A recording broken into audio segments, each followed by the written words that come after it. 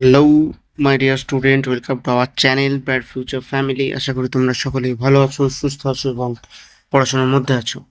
আজকে এই ভিডিওতে আমি তোমরা যারা বর্তমানে ষষ্ঠ শ্রেণীতে অর্থাৎ ক্লাস সিক্সে পাঠরত তোমাদের জন্য নিয়ে এসেছি দ্বিতীয় পর্যায়ক্রমিক মূল্যায়নের জন্য পরিবেশ বিষয় থেকে মডেল প্রশ্নপত্র। আজকে এই মডেল প্রশ্নটি আমি একেবারে উত্তর সহ আলোচনা করব। যদি এই মডেল প্রশ্নপত্রটি তোমরা একেবারে প্রথম থেকে শুরু করে শেষ পর্যন্ত দেখে যেতে পারো, আসন্ন দ্বিতীয় পর্যায়ক্রমিক মূল্যায়নে তোমরা এখান থেকে 100%ই কিন্তু কমন পাবে। তো চলো আর কথা বাড়াবো না, একেবারেই ভিডিওর মূল পর্বে চলে যাব এবং প্রশ্ন উত্তরগুলো দেখে নেবো। তবে ভিডিও শুরু করার আগে তোমাদের কাছে একটা আবেদন, যারা আমাদের চ্যানেল নতুন দয়া করে চ্যানেলটিকে সাবস্ক্রাইব করে দিয়ে পাশে থাকা বেল আইকন অবশ্যই প্রেস করে দিও এরকম ভিডিও প্রতিনিয়ত পাওয়ার জন্য। চলো ভিডিও শুরু করা যাক।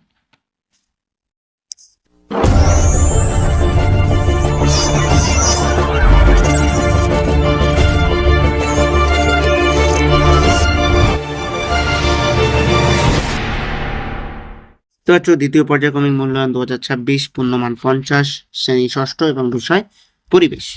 এখানে তোমাদের নাম, বিভাগ, রোল প্রভৃতিগুলো লিখতে হয়। প্রথমে যে কি আছে, প্রথমে কি প্রশ্ন আছে তোমাদের? প্রথমে আছে সঠিক উত্তরটি নির্বাচন করো যে কোনো 10টি। 10 ইন্টু 1, এখান থেকে কিন্তু তোমাদের থাকবে 10 নম্বর। চলো প্রথম প্রশ্নটা দেখে নিই। মানবদেহে হাড়ের সংখ্যা কয়টি? মানবদেহে হাড়ের সংখ্যা কিন্তু 206টি। চলে যাচ্ছি 2-এর দাগে। সাধারণ 2 নম্বর প্রশ্ন কি আছে? সাধারণ তুলযন্ত্র দ্বারা মাপা হয়, উত্তর হবে বি, বস্তুর ভর। চলে যাচ্ছি 3-এর দাগে। কোনটি জীবাশ্ম জ্বালানি নয়? কোনটি জীবাশ্ম জ্বালানি নয়? উত্তর হবে ডি, প্লাস্টিক। চলে যাচ্ছি 4-এর দাগে। তড়িৎ প্রবাহের একক হলো, উত্তর হবে কি? উত্তর হবে এ, অ্যাম্পিয়ার। চলে যাচ্ছি 5-এর দাগে। লোহার আকরিকের নাম কি? উত্তর হবে সি, হিমাটাইট। এরপরে চলে যাচ্ছি 6-এর দাগে। প্রমাণ বায়ুমণ্ডলীয় চাপের মান হলো, উত্তর হবে সি, 76 সেন্টিমিটার। চলে যাচ্ছি 7-এর দাগে। জলের গভীরতা বাড়লে চাপ, উত্তর হবে বি, বাড়ে। চলে যাচ্ছি 8-এর দাগে। আমাদের কাঁধে ও কোমরে যে প্রকার অস্থিসন্ধি দেখা যায় তা হলো বল ও সকেট সন্ধি। চলে যাচ্ছি 9-এর দাগে। গ্রানাইট পরিবর্তিত হয়ে কি তৈরি হয়? উত্তর হবে বি এর দাগে, নিস। চলে যাচ্ছি 10-এর দাগে। এসআইতে বলের একক হলো, উত্তর হবে কি? উত্তর হবে এ, নিউটন। যাচ্ছে 11-এর দাগে। ব্যাসাল্ট হলো, উত্তর হবে কি? আগ্নেয় শিলা। উত্তর হবে আগ্নেয় শিলা। চলে যাচ্ছি 12-এর দাগে। 12-এর দাগে কি আছে? পোড়া চুনের পাত্রে জল ঢালা হলে পাত্রটি গরম হয়ে ওঠে। এখানে সি, রাসায়নিক শক্তি থেকে তাপ শক্তি হবে সঠিক উত্তর। 13-এর দাগে। হৃৎপিণ্ডের সংকোচন ও প্রসারণ নিয়ন্ত্রণ করে থাকে, উত্তর হবে এ, হৃৎপেশি। এই হয়ে গেল তোমাদের মোট 13টা এমসিকিউ। এখন আছে 14টা। চলো 14 নম্বরটা দেখে নিই। পাললিক শিলার উদাহরণ হলো, উত্তর হবে বি, চুনাপাথর। তো এই হলো তোমাদের 15টা এমসিকিউ, এখান থেকে তোমাদের কিন্তু 10টা করতে হবে। এবার চলে যাচ্ছি 2-এর দাগে, অর্থাৎ শূন্যস্থান পূরণ। এলপিজি এর পুরো নাম কি? উত্তর হবে লিকুইফাইড পেট্রোলিয়াম গ্যাস। চলে যাচ্ছি 2-এর 2। পিতল ও ড্যাশ মিশিয়ে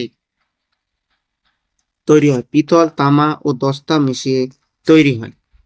তো 2-এর 3। মানব হৃৎপিণ্ডে ড্যাশটি প্রকোষ্ঠ আছে? উত্তর হবে 4টি প্রকোষ্ঠ আছে। আছে 2-এর 4। উদ্ভিদের বৃদ্ধির পরিমাপ ড্যাশ দিয়ে করা হয়? উত্তর হবে অক্সনোমিটার।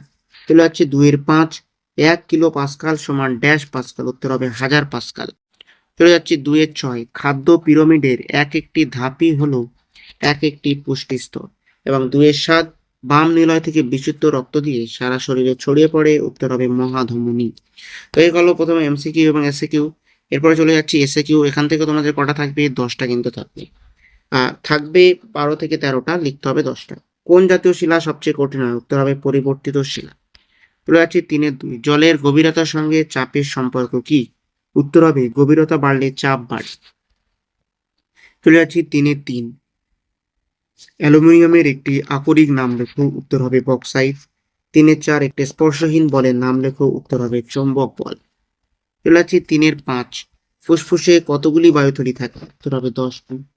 পোড়া চুনে জল ঢালা হলে কোন শক্তি কোন শক্তিতে রূপান্তরিত হয়? উত্তর হবে রাসায়নিক শক্তি তাপ শক্তিতে রূপান্তরিত হয়। চলে যাচ্ছি একটি লব্ধ রাশির উদাহরণ দাও, উত্তর হবে ক্ষেত্রফল। 2টি নবীকরণযোগ্য শক্তির উৎসের উদাহরণ দাও, উত্তর হবে সৌরশক্তি ও বায়ু শক্তি। 2টি লব্ধ রাশির উদাহরণ দাও, উত্তর হবে বল ও শক্তি।